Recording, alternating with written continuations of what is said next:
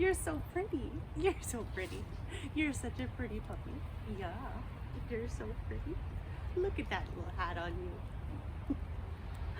You're so cute. I feel like there's not enough water in the world for me to drink today. Hi everyone, welcome back to What's Sewing On. Today I'm going to be showing you how to knit and put on knitted cuffs onto a jacket or a coat or something that has two short sleeves for you. A couple months ago I found this amazing wool jacket at a thrift store. I fell in love with it even before I put it on. It's a very long coat. It is a beautiful blue. It has wooden toggles, a little bit of plaid on the inside. I went and looked in the mirror. It fits me perfect in the shoulders, fits me perfect under the arms, down the waist. The length is just perfect and I absolutely love it. But of course, the sleeves were way too short. I didn't want to let go of this jacket. I ended up finding out that it was only $15. So this was actually just supposed to be a quick Friday video, but because some things happened, I'm moving it to a Monday and I decided to make it a little bit of a bigger video because recently I did hit 1,000 subscribers, which I am so thankful for. I know it's still very small. It's such a small milestone, but it's really nice to see that other people are enjoying what I'm doing. So I thought I would answer some Q&A questions that I've been asked and also that I've just looked up on my own to kind of let you get to know me a little bit better. So before I get into the Q&A portion of the video, I'm going to kind of go in and out of knitting and also answering questions. I have a really hard time focusing on more than one thing. It's probably going to be a lot of me talking and then knitting. I'll try to do both at the same time, but I make no promises. So for the cuffs, you're only going to be needing two things. I'm going to be using 10mm 16-inch circular needles and yarn. Where is the start? I have about 40 inches of yarn on this side, and then my ball is on this side. So to start with the knot, I go under, and then the side with the yarn goes through. And then you have your first loop. Then you take your needle and you put it right through the loop and you make it tighter. So there's your first stitch. You take the yarn in your hand, put your thumb right up against it, go down, around, over, so it's up. Then you take your needle, put it right through there. Take your right side of yarn and wrap it around the needle and down, so it's in between your thumb and the needle. And then you put your needle under, and then you pull.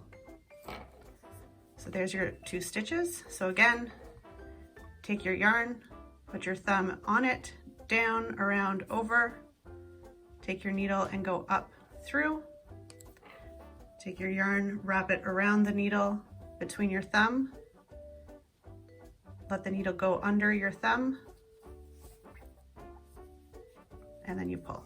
So I'm going to cast on 40 stitches. So then I'm just going to keep working until I get to 40. Now for the magic loop, basically what you do is you find a section between the two of your stitches, and then you just pull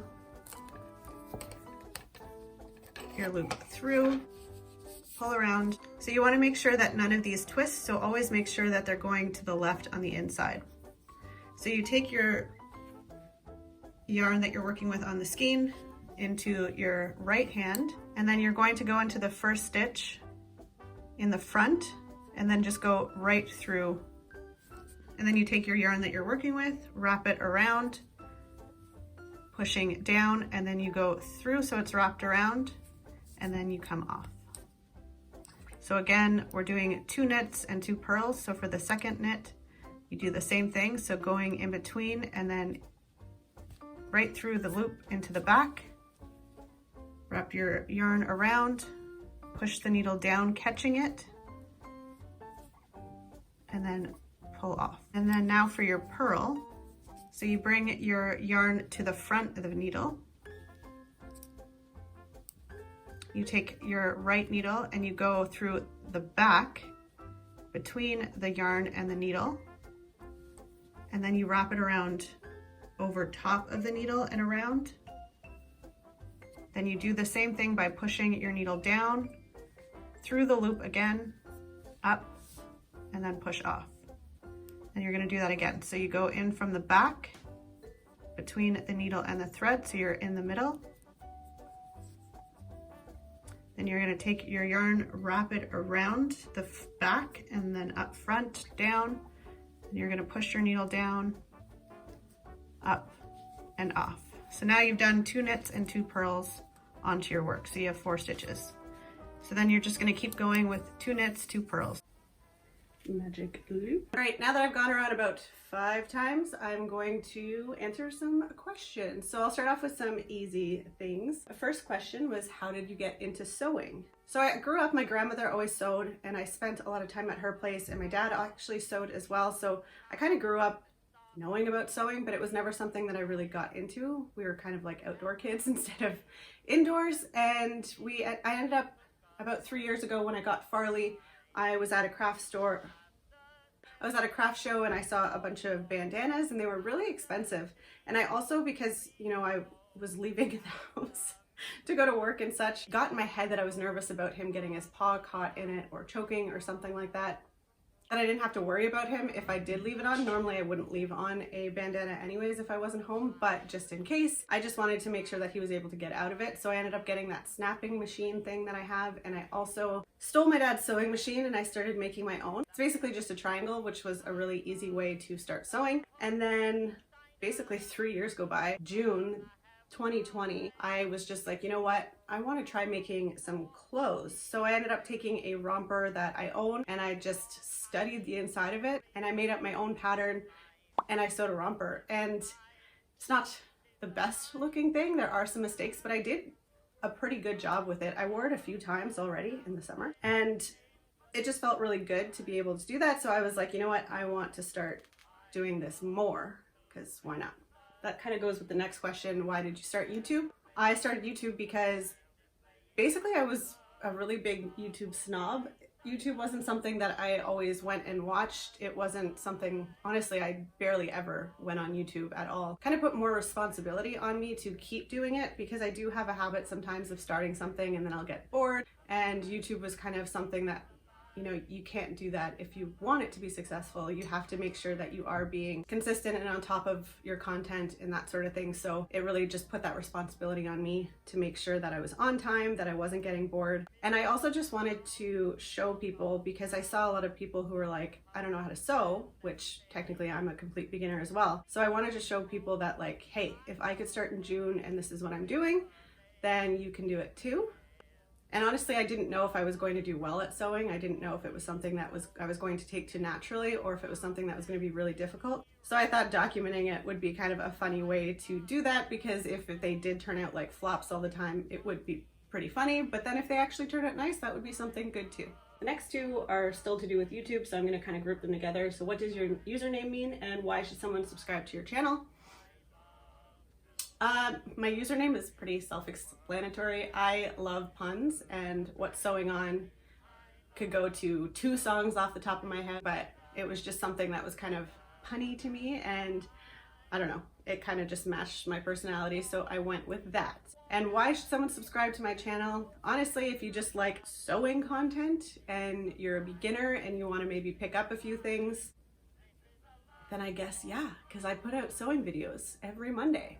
And then I really like crafts and doing odd things as well, hair, makeup, that sort of thing. So I thought maybe on a Friday video I would start doing that. So every other Friday I do put out miscellaneous content depending on what I'm doing. So far since June, I've consistently put out a video every Monday and every other Friday. I haven't missed any yet, so that's big. So I guess consistent sewing videos from a beginner who may or may not screw everything up. This is going to take me freaking years. What is your evening routine? A lot of my evenings are sewing because I have to finish a lot of my content in the evenings. And I don't know, I guess sewing is like relaxing sometimes, keyword. So yeah, I sew in the evenings. Sometimes I'll watch a show or a movie. I do a lot of reading. I'm a nighttime showerer. I like to shower in the evening. I like to kind of like wash off the day, and also, you know, with my hair, I'll do it up so it turns into curls like this for the morning, which means I don't really have to do anything to my hair and I can just kind of get up and go. I've started watching I've started watching YouTube in the evening. I also watch a lot of news, bloopers. Not so pale. It's either just sewing, reading, watching something, or hopefully sleeping, but I have a very active brain, so it doesn't always like to sleep. What was your last dream? Oh, this kind of goes together. My last dream, I have a lot of dreams. I guess the last one, I think that happened maybe 2 nights ago. I woke myself up laughing, kind of. I don't know, for some reason Michael Bublé jumped into my head.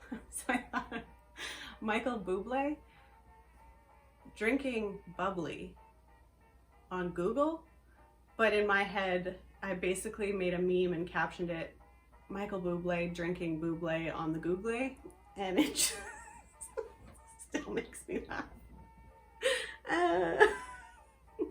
I really should make some kind of like meme of that. I don't have the skills to actually do it. So that's my sense of humor. Who's your favorite musician? That's easy because there's 2 and I've had the same since I was in elementary school. I love Hanson and Third Eye Blind. What are you watching or your favorite go-to shows? So I do watch TV, probably more than I should. I honestly have tried over the last couple of years to limit it, but I'm a huge rewatcher of shows and series. Like, I don't know how many times I've watched Seinfeld, Friends, The Office, How I Met Your Mother, Brooklyn Nine-Nine, Schitt's Creek. There's probably others that I've missed there too. Yes, I have watched Bridgerton. I did comment that I thought it was very much like Gossip Girl, but in the Regency era. But when I looked it up, Bridgerton was published in 2000 and Gossip Girl was published in 2002. So who's copying who now? So going with that, your favorite movie? I love movies. I actually prefer watching movies over TV shows. I think it's because I kind of like the quick over and done. I like just being able to like know who done it after 2 hours. But I guess my all-time favorite movie would probably be Tombstone. It's just such a great movie. What's your favorite book and what are you reading? I have a lot. So I guess Harry Potter I've read so many times. I love classics, thrillers, fantasy. I kind of like it all, so it's that's a really tough question and I honestly don't have an answer for it. What I'm reading now, I just finished last night, what was it called? The Guest List. Slow walking. Hello, baby dog. Hi. Welcome to the show. I got a knit though, so I can't pet you the whole time. Are you grumpy? My dad's grandpa name for him is Grumpy and my mom is Glammy. So anytime I say Grumpy, Grumpy, you know who that is. Maybe he doesn't, but my mom's gonna kill me. Oh God, I'm terrible at knitting. Is that right?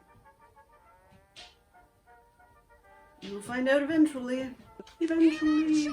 Lisa Foley, The Guest List. Thriller. I enjoyed it. Super fast read. Again, very much of a whodunit, even though you don't really know who done what yet. That's funny. It was good. I didn't mind it.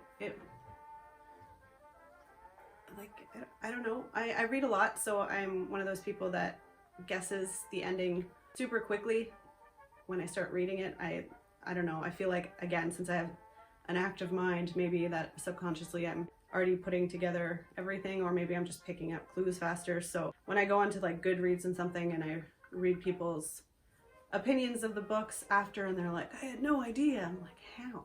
It was obvious. And next book is Cormac McCarthy, Child of God. But on the go, I also have The Witcher. I'm on book 2 or 3 of that series.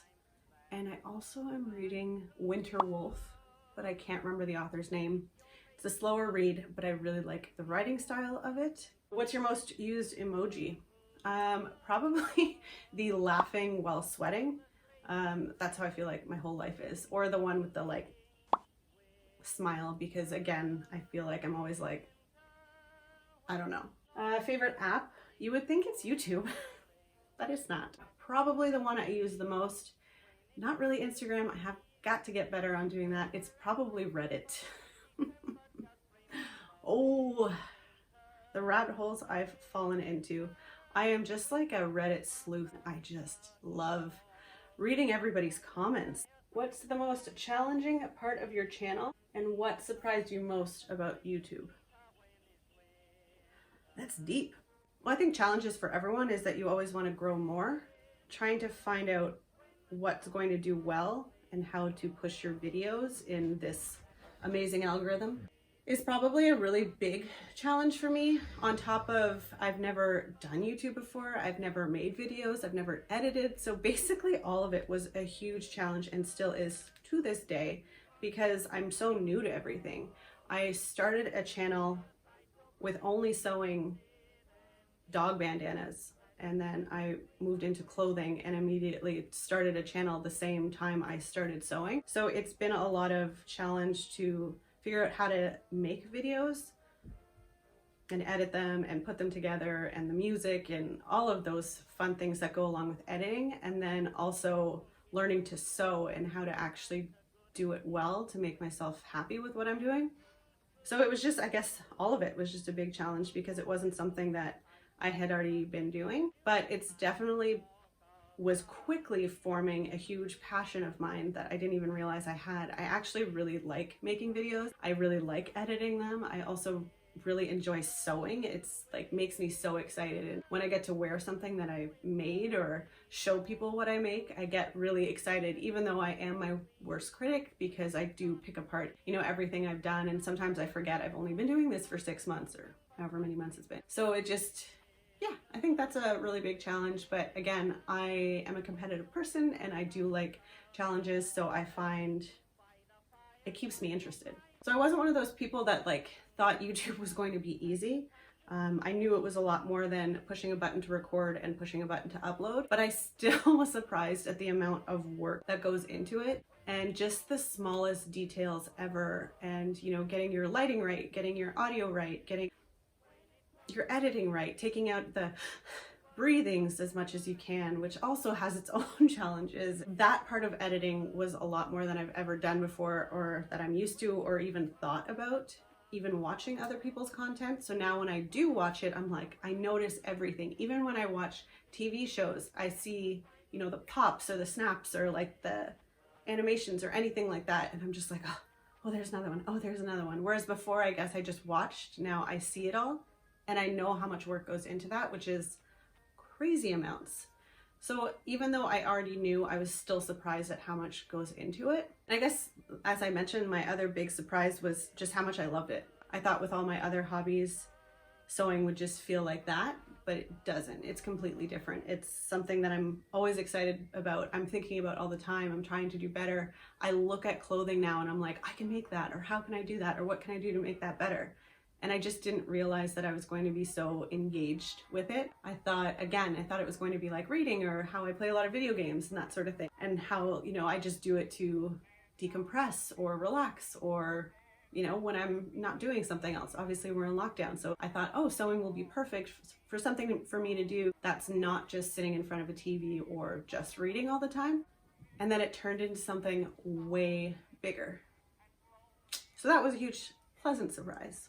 Are you team trace or team cut? It really depends on the pattern. Obviously, I prefer cutting because it's a lot less work than just tracing it out. Tracing it out takes, I find, a lot more time and energy. But if it's an old pattern, or if it's something that I'm thinking maybe I can use it again for other people or even for myself kind of thing, then I'll try to cut out the biggest pattern and I'll either fold it out and then trace it onto the fabric so it is the smaller size. But if it's something that's like a new pattern or a digital printout or something like that, then I usually just cut it out into my size. But if it's, again, a vintage pattern or something that I know I don't want to ruin and I want to keep and I want to make sure it's in good condition, I definitely 100% will trace it. What do you do with all the items you make? Well, that is something that I've been thinking a lot about lately because obviously making an item a week, I don't really have that much space, especially if I'm making bigger, you know, more dramatic projects that I wouldn't wear on a daily basis. I'm going to have to start thinking about what to do with them. So I am starting to think that I'll probably start hosting some giveaways. I might even, if I have enough fabric, make 2 items if I really want to keep one, or I'll just give both away, just to kind of get it out of my house. And then it would be nice to see maybe other people wearing something that I've made, or you know, liking it as much as I do. So that's definitely something I'm going to think about in the future. Whether I do the giveaway on Instagram or on YouTube, I'm not really sure yet.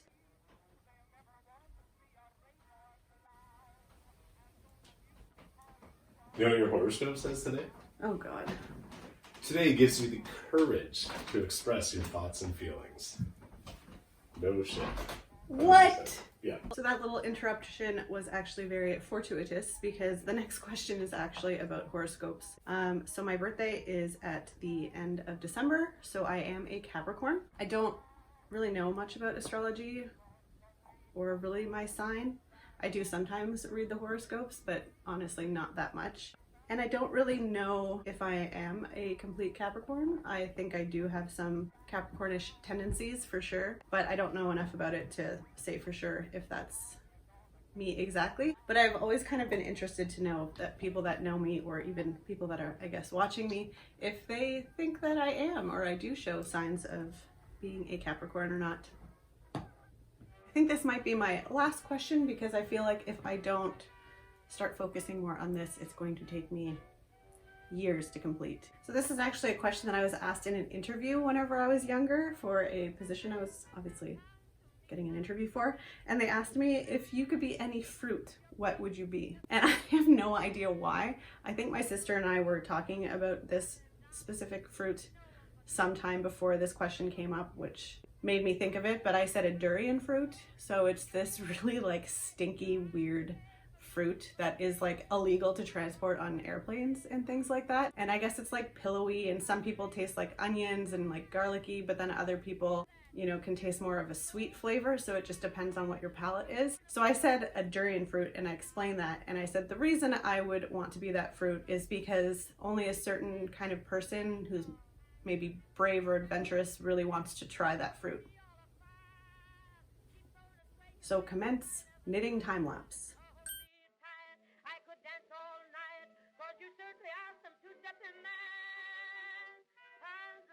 Once you have your desired length of your cuff, mine is 6 inches long, you're going to want to cast off. So to do that, you do 2 knits. So I've started one here, then you go in again, do your knit.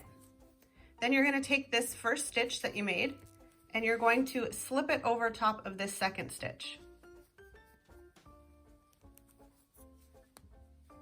And then now you've cast off. So knit, go through your very first stitch, slide it over top of the second stitch, and then off. And as you can see, as you keep going, that's what your top of your cuff will look like binding off. So you keep doing that until you get all the way around to your very last stitch. So now you have your bound off edge and you have your tail here. So you're just going to weave this tail through your work just to make sure it gets nice and caught and tight in there and it doesn't unravel. And then you'll have your cuffs. So now that I've weaved this in, I'm just going to snip off the excess tails, and I'm going to show you how to attach this to the coat. Now I have my 2 cuffs, so I'm going to be attaching them to the sleeves of the jacket. What you do for this part is just flip your jacket sleeve inside out. Take your cuff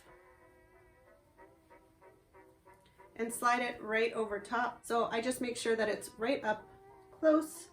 And then what I'm going to do is a whip stitch all around, securing that directly to the inside wool of the jacket, not the lining. So once I flip it back right side out, it will be able to flip inside, and there'll be an easy smooth surface for your hand to go through. Once you flip it right side out, it should look like this. I'm going to take one extra step and actually do a ladder stitch all around the top, just securing the outside wool directly to the cuff as well, just to give it extra support. And I find that the wool is rough, and up against the yarn, it will make it pull apart a lot more and give it that fuzz. So I find if it is closer stitched together, it's not going to move as much, so you won't get that extra fuzz as much as you normally would. I'm going to go do that now off camera, but I will show you the reveal.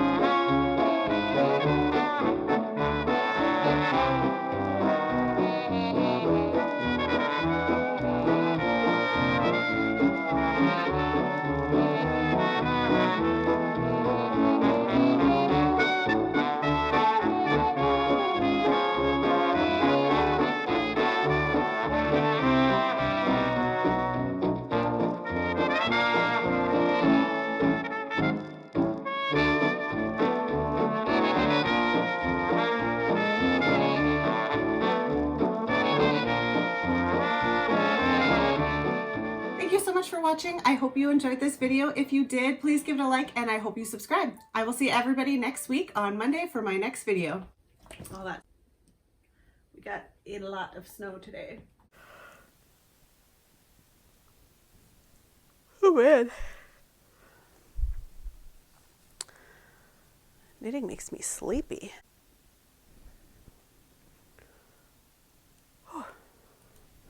Ah, did I sleep knit again? There you go. Now I have an audience. Now it just looks like I'm talking to my dog from outside instead of my phone. Do you like the snow? Do you like the snow?